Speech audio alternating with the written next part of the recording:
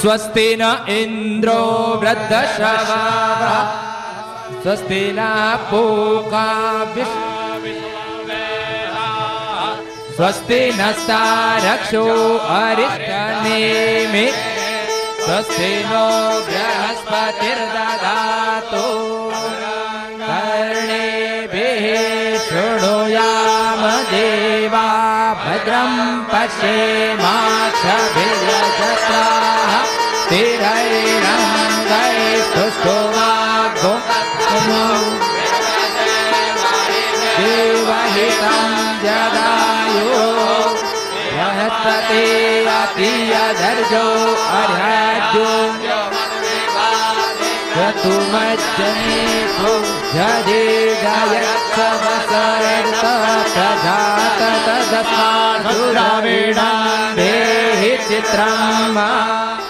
ॐ नमो गुरुभ्यो गुरुपादुकाभ्य नमः परेभ्यः परपादुकाभ्य आचार्य सिद्धेश्वर पादुकाभ्य नमो नमः श्री गुरुपादुकाभ्य ओम श्री सद्गुरु परमात्मने नमः।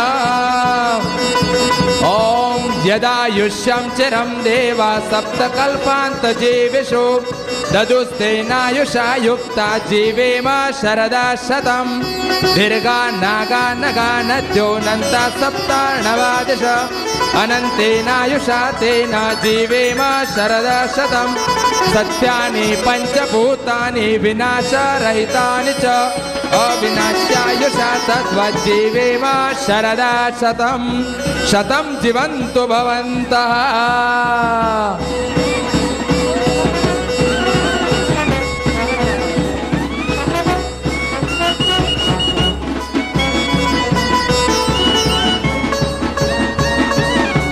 नारायण नारायण नारायण।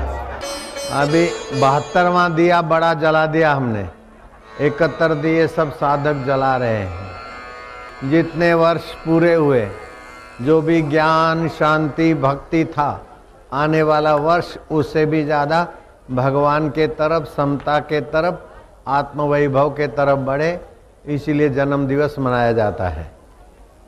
तो एक होता है जन्म साधारण जीवों का। जन्म किसको बोलते हैं? जो अव्यक्त है, छुपा हुआ है, वो प्रकट हुआ, उसको जन्म बोलते हैं। और अवतरण किसको बोलते हैं? जो ऊपर से नीचे आए, जैसे राष्ट्रपति अपना पद से नीचे आए, स्टेनोग्राफर को मदद रूप हो जाए, उनके साथ मिलके काम करे कराए, उसको बोलते हैं अवतरण। और अवतरण, जन्म, प्रागट्य, इन सब की अपनी अपनी व्याख्या है। लेकिन हमको क्या फायदा? हम ये व्याख्या समझेंगे, विचारेंगे तो हम अपने कर्म बंधन से, देह के अहम से, दुख के तादात्म्य से और सुख के भ्रम से हम पार हो जाएंगे। भगवान की जयंती, महापुरुषों का अवतरण दिवस अथवा अपना जन्म दिवस, इसके पीछे एक लौकिक कर्म दिखते हुए भी आदि दैविक उन्नति छुपी है। और कोई संत महात्मा के हाजिरी में ये होता है तो आध्यात्मिक उन्नति का प्रागट्य होता है। जैसे कुछ लोग केक काटते हैं, मोमबत्ती फूंकते हैं और लाखों लाखों बैक्टीरिया थूकते हैं, हैप्पी बर्थडे करते हैं। ये भी जन्मदिवस मनाने का पाश्चात्य तरीका है। लेकिन हमारे भारत ने इस बात को अस्वीकार कर दिया कि हमारा जीवन अंधकार में से प्रकाश की ओर ले जाने के लिए है। अंधकारमय कई योनियों से हम भटकते हुए आए, अब आत्म प्रकाश में जिए तो तमसो मा ज्योतिर्गमया, हम अंधकार से प्रकाश के तरफ जाएं। लेकिन वो जो दिए जले होते हैं, मेणबत्तियां, वो तो प्रकाश को अंधकारमय करना और बासी अन्न का काट कूट करना, फूंकते थूकते और फिर बांटना, छी छी छी। वमन आ जाए। अगर बुद्धिमत्ता हो तो वमन आ जाए केक खाने वाले को देख के, क्योंकि जो फूंकता है ना, फूंक में लाखों लाखों बैक्टीरिया थूकता है। तो ये भी जन्म दिवस लोग मनाते हैं। खैर अब उस अंध परंपरा की थोड़ी कमी हुई है, सजगता आई है, लेकिन अभी भी कहीं करते हैं। जन्म दिवस मनाने के पीछे उद्देश्य होना चाहिए कि आज तक के जीवन में जो हमने अपने तन के द्वारा सेवा कार्य किया, मन के द्वारा सुमरण किया और बुद्धि के द्वारा ज्ञान प्रकाश पाया,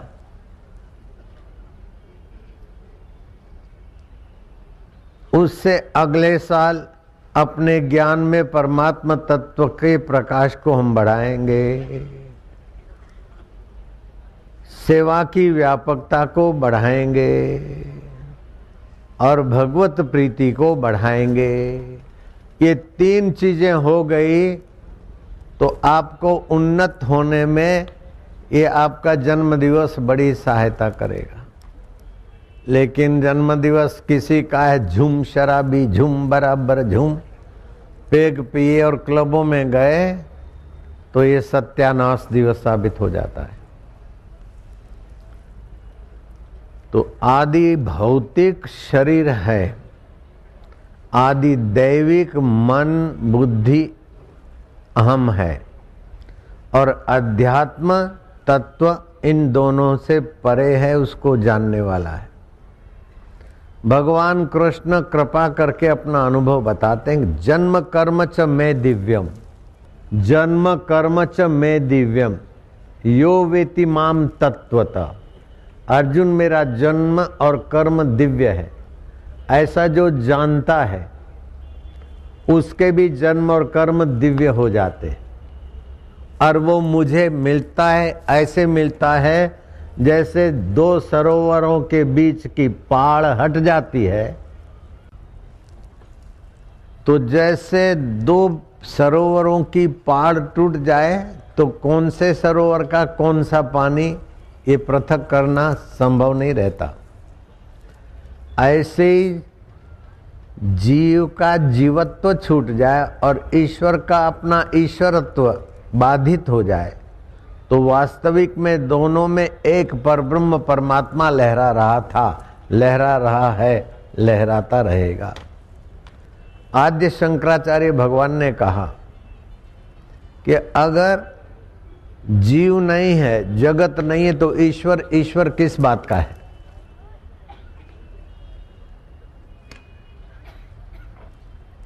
एक व्यक्ति आया, बोले तुम क्या करते हो? बोले मैं हेडमास्टर हूं। तो तुम्हारे हाथ नीचे मास्टर कितने हैं? बोले एक भी नहीं। बच्चे कितने हैं? बोले सब चले गए, 4 हैं। तो तू हेड काय कर रहा? जब तेरे नीचे मास्टर नहीं है तो तू हेड मास्टर नहीं रहा, और पढ़ने के लिए अगर तेरे पास बच्चे नहीं तो तू मास्टर नहीं रहा। ऐसे ही जीव नहीं है, जगत नहीं है, तो ईश्वर ईश्वर भी नहीं रहा। जयराम जी बोलना पड़ेगा। तो ये जीव और जगत और ईश्वर, तो जीव जो अव्यक्त है, अप्रगट है, वो प्रकट होता है तो उसका जन्म होता है, और प्रगटी हुई चीज फिर विसर्जित होती है, होने को जाती तो वो मृत्यु होता है। जैसे शरीर मर गया तो इसको शमशान में जलाने को ले जाएंगे, तो जलीय अंश जल में चला जाएगा, वायु का अंश वायु में, अग्नि का अंश अग्नि में, पृथ्वी तत्व का अंश कुछ राख बच जाएगी हड्डियां, तो अव्यक्त हो गया तो मृत्यु हो गई। और कहीं फिर जन्म हुआ, व्यक्त हुआ तो जन्म। तो अव्यक्त होना, विसर्जित होना को मृत्यु कहा, और विसर्जित में सुसर्जित होना इसको जन्म कहा। ये जन्म और मृत्यु की परंपरा ध्यान से सुनना, बहुत ऊंचा फायदा लेना है। ये आपने जो कुछ आयोजन किया, मेरे को पता नहीं था कि गाड़ी में जाते समय रास्ते में रोकेंगे, और गाड़ी में बैठते समय भी मुझे पता नहीं था कि मेरी गाड़ी को दुल्हन की नहीं सजाएंगे। मैं तो अपने आप में गुरु प्रसाद में ऐसा सजा हूं कि ये तुम्हारी सजावटें तुम्हारे लिए है, मेरे लिए तो बाबा वही है। नारायण हरि नारायण हरि।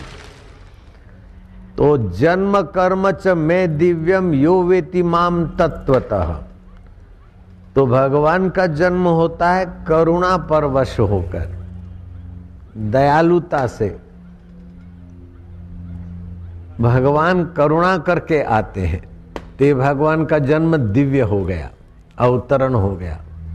भगवान जो भी हमारे कष्ट मिटाने के लिए प्रेमावतार अथवा ज्ञान अवतार अथवा मर्यादा अवतार आदि होता है, तो वो हमारे नाई जीते हंसते रोते खाते खिलाते सब करते हुए भी सम रहते, तो हमको उन्नत करने के लिए जो होता है वो अवतार होता है।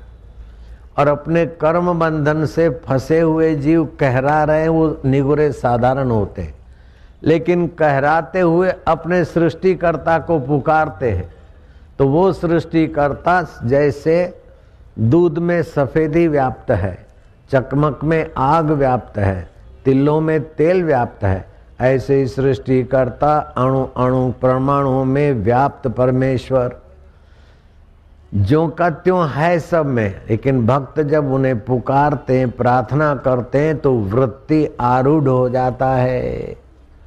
सामान्य चैतन्य तो सब में ज्यों का त्यों है, लेकिन जब भक्त प्रीतिपूर्वक भजता है अथवा आर्त भाव से भजता है, अर्थार्थी भाव से भजता है, जिज्ञासु भाव से भजता है, अथवा भगवान को जानकर भगवान से प्रीति पाकर ऐसे ही सहज में भजता है, तो 4 प्रकार के भक्तों की भगवान ने महिमा गाई।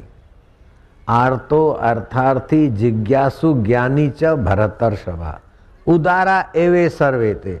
ये सब मेरे भक्त उदार है। बोले महाराज आर्त है, दुख मिटाने के लिए आपको पुकारता है, उदार कैसे हुआ? वो तो दुखिया रहा है। बोले उदार इसलिए हुआ कि चोरी जारी दुराचार के द्वारा दुख नहीं मिटाना चाहता, लेकिन मेरी कृपा को बुलाकर निर्दुख होना चाहता है, इसलिए मेरे तरफ झुका है ना, मेरे को प्रेम करता है, ये उदार है। दुष्टों को मारने के लिए मुझे अवतार लेने की जरूरत नहीं है, लेकिन मेरा शैशव काल यशोदा मैया का दुग्ध प्रेम भरी माता का, करुणा भरी माता का दुग्ध पान करना, शैशव काल किशोर काल गोपियों के और ग्वालों के बीच आनंदित आह्लादित होना, यौवन काल कर्म को योग, भक्ति को योग, ज्ञान को योग बनाकर वियोग से जो तड़फ रहे हैं संसार के तरफ, उनको अपने तरफ ले आना, इसी का मेरा है। बाकी तो दुष्टों का दमन करना तो आपस में दुष्ट की बुद्धि फेरा के लड़ा के मार दें। उन दुष्टों को तो बंदर भी मार देंगे, उन दुष्टों को तो ऋषि मुनियों का श्राप भी मार देगा, उन दुष्टों को तो अपनी बद परहेजी और अपना काम विकार एड्स की बीमारी के द्वारा मार के ले जाता है। फिर भी कहा गया है परित्राणाय साधुनाम विनाशाय दुष्कृताम।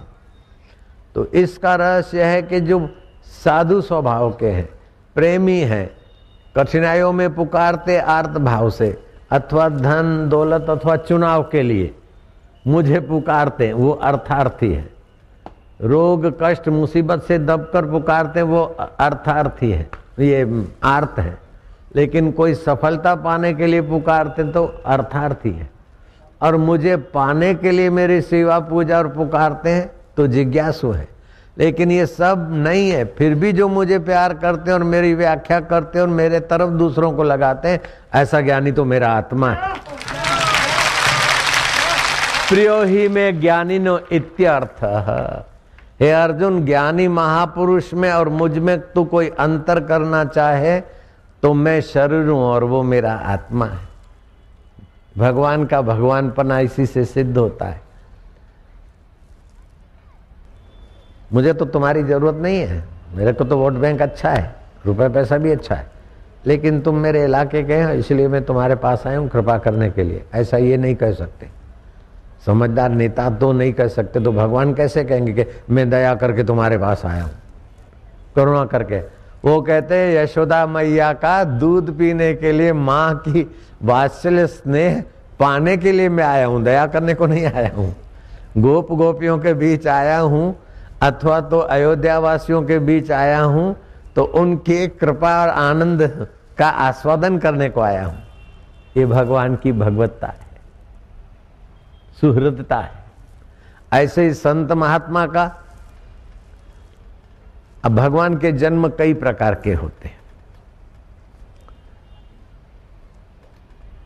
जैसे नरसिंह अवतार, इसको आवेश अवतार कहते हैं। भक्त बहुत कष्ट में है और झेल रहा है, फिर भी भगवान की सत्ता, चेतनता और आनंदता पे उसे पक्का भरोसा है। तो हिरण्याकश्यप कहता है, कहां है तेरा सर्वव्यापक भगवान? थंभा तपवा दिया। अगर बोले सर्वत्र है तो ये तेरे बाप को आलिंगन कर। और प्रहलाद कहते हैं कि भगवान आप तो सर्वत्र है। जो ही आलिंगन करते हैं, अग्नि का जो तपाने का, जलाने का धर्म है, वो अग्निदेव अपना कुंठित कर देते और भगवान अपनी दया करुणा करके नरसिंह अवतार में प्रकट हो जाते हैं। इसको बोलते हैं आवेश अवतार। द्रौपदी देखती है भीष्म पितामह, युधिष्ठिर, द्रोणाचार्य आदि बड़े बड़े महारथी हैं, फिर भी ये दुशासन दुर्योधन के कहने से मेरी साड़ी का पल्ला पकड़ चुका है, अब खींचेगा, मेरा यहां कोई नहीं। तो अपनी दैन्यता और भगवान की समर्थता समझ में आ गई। द्वारिकाधीश वो खींचने लगा, द्वारकाधीश का प्रवेश अवतार हो गया। खींचता गया, खींचता गया, खींचता गया, हाथियों का बल रखने वाला। वो फरकड़ी की नाई फिरती गई, फिरती गई, भगवान का प्रवेश अवतार हुआ। ये सारा झंझट निपटने के बाद श्री कृष्ण से द्रौपदी ने उल्हावना देते हुए कहा कि मैंने आपको पुकारा और उस दुष्ट ने हाथ में साड़ी पकड़ ली और खींचना चालू किया, आप बाद में क्यों आए, इतना देर क्यों किया? बोले पगली, तू मुझे कहती कि हे अंतर्यामी, तो मैं उसी समय प्रकट होता। तूने कहा द्वारका, तो द्वारका गए और फिर आए, इसीलिए थोड़ी देर हो गई। हरि व्यापक सर्वत्र समाना, प्रेम ते प्रकट होई में जाना। तो भगवान कहते उदारा एवेते, भाई आपके में घर आया ना, ये आपकी कृपा हो, आपके आकर्षण से, आपके प्रेम से हम आ गए, कोई सेवा हो तो बताइए। वो श्रेष्ठ नेता के लक्षण है। आप लोगों से मुझे लेना देना नहीं है, कोई काम हो तो बोल देना, होगा तो कर सकेंगे तो होगा, नहीं तो कुछ भी नहीं। तो उस नेता को वोट भी कौन देगा और स्नेह भी कौन करेगा? ऐसे नेताओं के नेता, वक्ताओं के वक्ता, हितैषियों के हितैषी भगवान कभी ये नहीं बोलते हैं कि मैं जीवों पर, मुझे कोई आवश्यकता नहीं है और जीवों पर कृपा ही करता हूं। नहीं नहीं, भगवान बोलते उदारा एवेते, आर्त है, मुझे पुकारता है तो वो उदार है, उसकी सज्जनता है जो मुझे पुकारता है। अर्थार्थी है, उसकी सज्जनता है जो मेरे से मांगता है। जिज्ञासु है तो उसकी अपनी महिमा है, अपना बड़प्पन है जो मुझे जानने की जिज्ञासा करता है। और ज्ञानी, अरे बोले ज्ञानी तो महाराज क्या बताएं आपको, ज्ञानी तो मेरा स्वरूप है। राम भगत जग चार प्रकारा,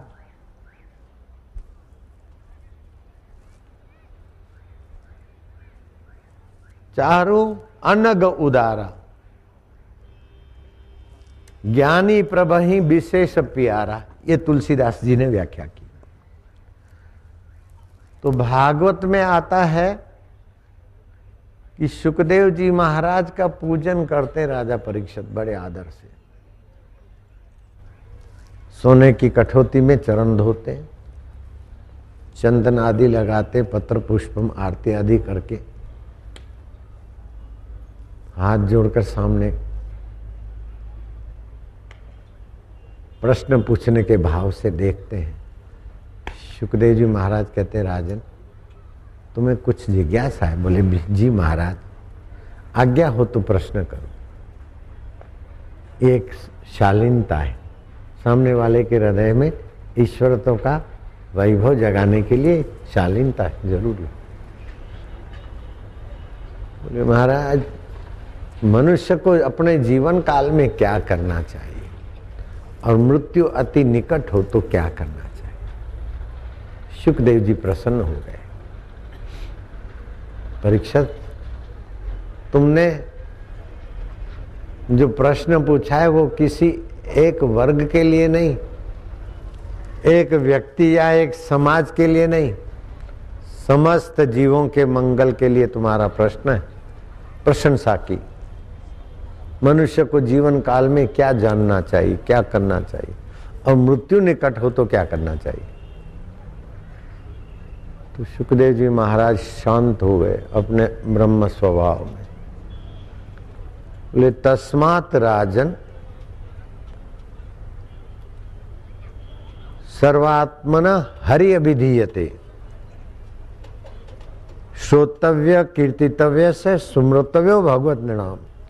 भगवान को, मनुष्य को जीवन काल में अपने भगवान के स्वभाव का ज्ञान पा लेना चाहिए, भगवान तत्व का ज्ञान पा लेना चाहिए। आप बोलते भगवान शिव, भगवान कृष्ण, भगवान राम, वास्तविक भगवान क्या? भगवान, जिसकी सत्ता से भरण पोषण होता है, जिसकी सत्ता से गमनागमन होता है, जिसकी सत्ता से वाणी स्फुरित होती है और जो सत्ता ये सब मिटने के बाद भी हमारा साथ नहीं छोड़ती, वह भगवान है। ईश्वरो सर्वभूतानां हृदय से अर्जुन तिष्ठति भ्राम्यन सर्वभूतानि यंत्र रूढ़ानि माया। जैसे आप बाइक पर बैठते तो बाइक की स्पीड से जाते, प्लेन में बैठते तो उसकी स्पीड से, ऑटो में बैठते तो उसकी स्पीड पे। ऐसे हैं तो आप चैतन्य, भगवान के अमृत पुत्र, लेकिन जिस साधन में जिस समय बैठते उस समय अपने को ऐसा ही मानते। मोटापा में बैठे बोले मैं फैटी हो गया, फैटी तो तेरा शरीर हुआ बेटे, तू वही का वही है। मैं दुखी हूँ, आप दुख में बैठे। मैं चिंतित हूँ, आप चिंता में बैठे। चिंता आती है चली जाती है, आप ज्यों के त्यों हैं। दुख आता है चला जाता है, आप ज्यों के त्यों हैं। बीमारी आती है चली जाती है, आप ज्यों के त्यों हैं। शैशव कैशोर्य अधेड़ और यौवन अवस्था आती है चली जाती है, आप ज्यों के त्यों हैं। इस बात का आपको पता चले इसलिए भगवान का अवतार और आपका जन्म दिवस की व्याख्या समझना और महापुरुषों के जन्म दिवस के निमित्त अपना ही जन्म और कर्म दिव्य बनाने के लिए कार्यक्रम होता है। हरि ओम ओम ओम ओम ओम ओम ओम ओम ओम ओम ओम ओम ओम ओम ओम ओम राम राम राम राम राम। मैं सच पूछो तो घाटे का धंधा जानता ही नहीं हूं। बहुत फायदे का धंधा करना जानता हूं, खूब फायदा हो, लागत कुछ ना हो, रिस्क कुछ भी ना हो, फायदा खूब हो, ऐसा धंधा जानता हूं। मैंने कभी अपना जन्मदिवस मनाने के लिए प्रयत्न नहीं किया, न कि प्रोत्साहित किया किसी को। मैं व्यासपीठ पे बोल रहा हूं। मैंने अपना जन्मदिवस मनाने के लिए या कोई कपड़े नए पहने हो, कोई विशेषता की हो, नहीं किया। ये आपने पहरा दिया। अभी अपना जन्म दिवस में मनाऊंगा तो नपा तुला होगा, लेकिन मेरा प्यारे जब जन्म दिवस मनाते हैं तो पूरे भारत में नहीं, विदेशों में भी गरीबों की सेवा होती है, सत्संग होता है। अभी इस जन्म दिवस के निमित्त से लेकर देश भर में जो सुबह बेचारे घर से निकलते हैं रोटी और पतली सी दाल या जैसी तैसी सब्जी या तो चटनी लेकर, तो फुलके उनके ठंडे हो जाते और जो कुछ भोजन है ठंडा हो जाता, 12-1 बजे खाते। तो उनको हॉटकेस बांटते थे हम नपातुला। इस जन्म दिवस पर मैंने कह दिया कि पूरी समितियां ये करे, अहमदाबाद आश्रम उसमें सहयोग करे और गरीबों के घर तक पहुंचेंगे। ये तो फायदे का काम हो गया ना। मैं जाके पहुंचाऊं तो मुझे तो थका देंगे, लेकिन मेरे प्यारे इस बहाने अस्पतालों में फल, साहित्य, जेलों में सत्संस्कार के साहित्य को, प्रसाद को वितरण करते। तो ये जन्म दिवस में अकेला एक जगह पे मनाऊं तो गिने गिनाए लोग उधर इकट्ठे होंगे, मैं नहीं मनाता। ये तो मैंने सत्संग के 3 दिन दिए, उसमें ये बीच में आ गया बेचारा, और आपने उसको झेल लिया। जयराम जी की। और आपने ये धूम धड़ाका किया तो हम आपके साथ उदार आते। जब वो मांगने वालों को उदार करते तो देने वालों को उदार बोलना मेरे को क्या घाटा पड़ता है, फायदा ही फायदा है।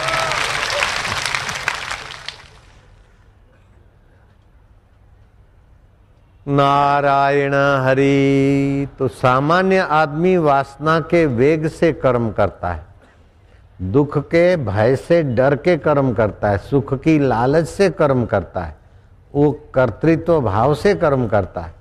लेकिन भगवान और भगवत प्राप्त महापुरुष दूसरों के दुख निवृत्ति के लिए अपने द्वारा कर्म होने देते।